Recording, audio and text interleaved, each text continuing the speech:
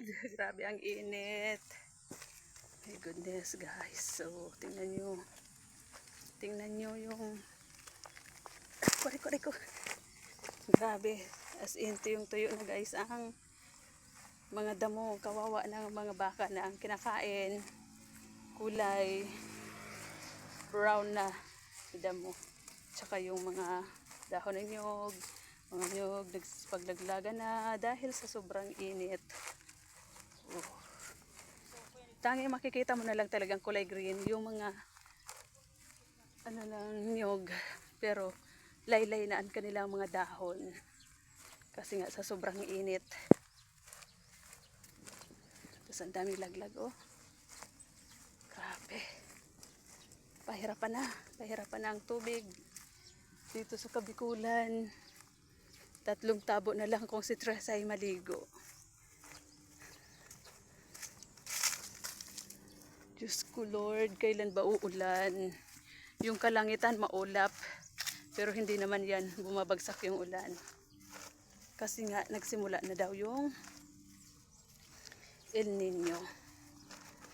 Ay, Diyos ko po Lord. Grabe.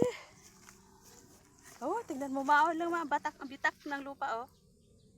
Grabe yung bitak ng lupa. O dahil na rin to sa lindol nung nakaraan. Lumindol din yung Bicol eh. Naramdaman din namin dito sa Sorsogon.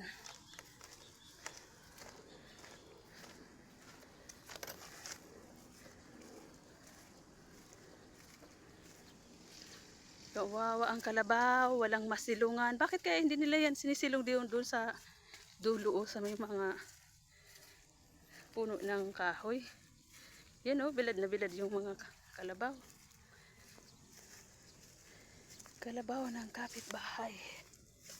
Ay.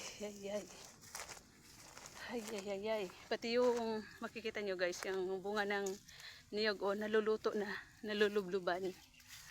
Nangingitim yung bunga. Yung parang